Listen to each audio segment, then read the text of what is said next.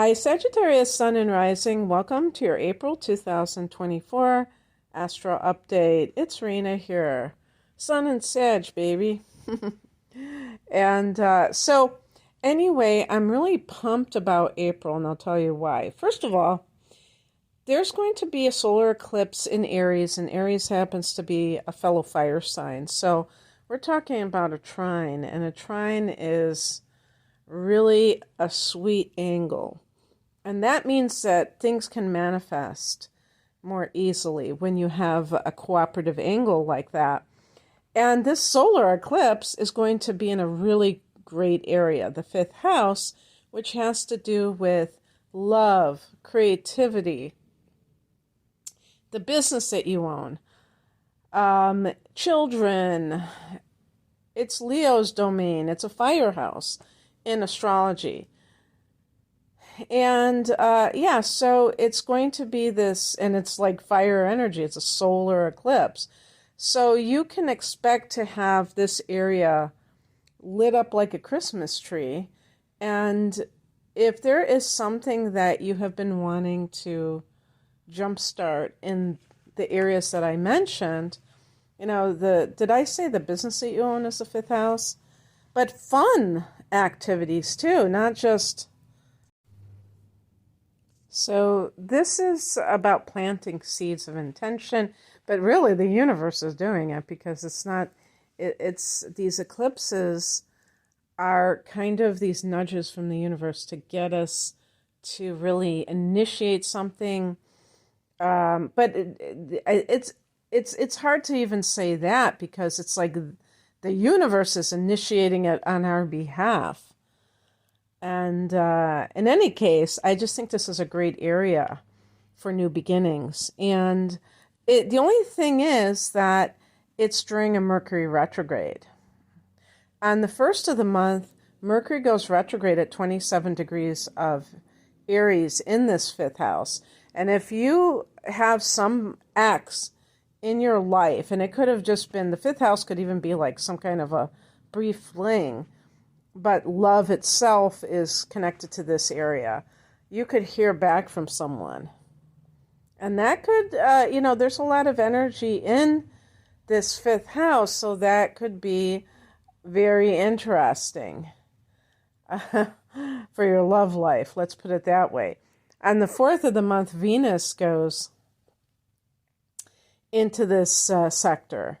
So that really enhances this idea of love, but also for artistic people, creative people, or if you are an appreciator of art, maybe you are going to be really doing a lot in that area.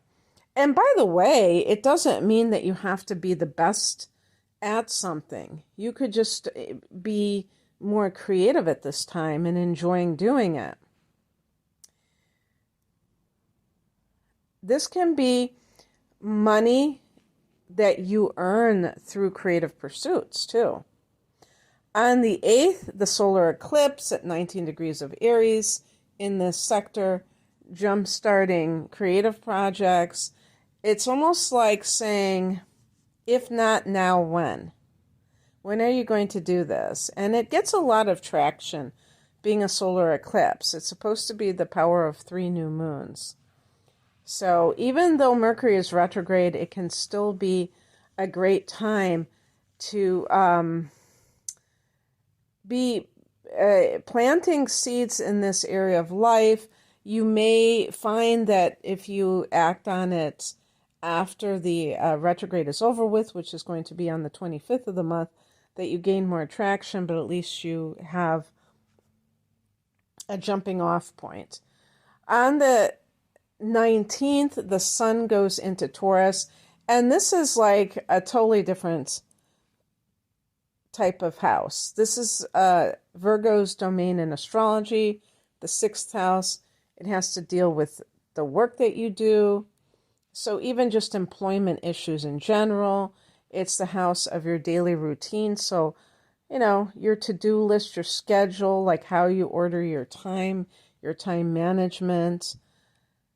It's the house of your health. And so these things may become more and more what you are involved in, what you're interested in. The very next day after the sun goes into this area, we have the Jupiter-Uranus conjunction on the 20th. And I did see when I was looking online, and they said for some people it could be on the 21st. So I'm assuming that's people in Europe and other places other than the United States. It might be on the 21st. But anyway, it doesn't really matter. It's in that time frame. And it's at 21 degrees of Taurus. This is going to be in your 6th house of work. And this can be something very auspicious. Both of these planets are connected to freedom, but they're also connected to maybe this could be like maybe getting like an unexpected bonus at work or an unexpected raise. Uranus can bring the surprises. Jupiter can bring the good fortune and money. On the 23rd, so 3 days later, we have a full moon at 4 degrees of Scorpio. For Sagittarius, this is your 12th house. So this is a very psychic full moon. This can be something in your dream state that is prophetic. This is the 12th house is the dream state. This can be ending a bad habit. And actually, this can be realizing maybe something that you do that trips you up, that works against you, Sag. This is a house of addictions and other self-destructive patterns.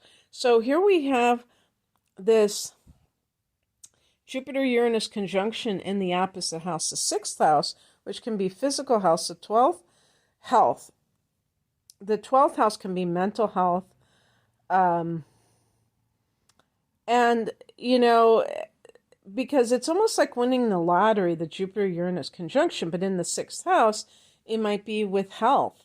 Maybe you find the perfect practitioner for you, and certain health condition that you've been dealing with, you're able to finally find somebody who can help you, who can truly help you. But you may realize that you're doing something yourself when you have that full moon in the 12th house, that some of it has to do with your, maybe it's your emotions that are not being acknowledged in your mental health. Maybe it has something to do with an addiction. You know, I've read more than once that sometimes someone will go to a therapist and say, you know, I'm having panic attacks, I'm really struggling right now with anxiety, and that whether it's a psychologist, whatever you want to call them, that they'll never even ask if they have an addiction to anything. I mean, even an addiction to coffee, you can get anxiety attacks and insomnia. And it's just, you know, it boggles the mind that that would not be one of the first things that they would ask, because it's a no-brainer, right?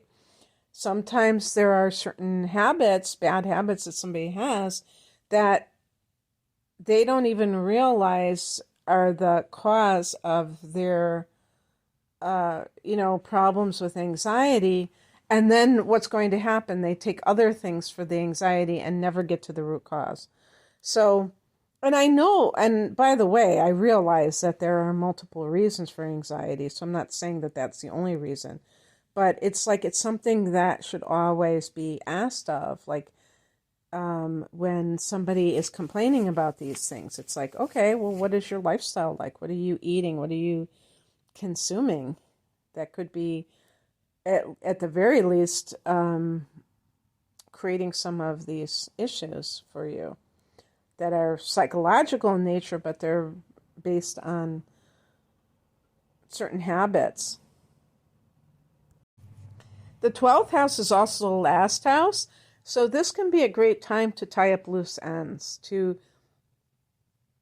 If you have any area in your life where you feel like it's time to really just let go of it, this would be a great time for that. And yeah, I feel like this is a month where you're really finding out more about yourself when it comes to your health, both physical and emotional. And then on the 25th, Mercury goes direct at 16 degrees of Aries in that fifth house. Yeah, some of you are going to really be thinking creatively about things that you want to do. You may get some great ideas, especially since you're having a solar eclipse here as well. So it makes sense to, while Mercury is retrograding, to kind of like mull over some of the possibilities so that when Mercury goes direct, you can just start going for your dreams.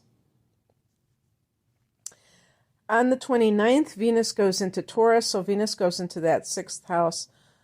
Great. This is really great for money. Jupiter is there, Venus is there. This can be really great for getting a raise at work, or if you work for yourself, for doing something that is going to increase your earnings. And the 30th, Mars goes into Aries, into that fifth house, trining Sag. For the Sages that are interested in competitive sports, this is going to be your time to shine. But Mars can be very sexual. You may be having some kind of fling, and that may be something that is very hot and heavy. But it could be really motivating you to, because Jupiter was in this area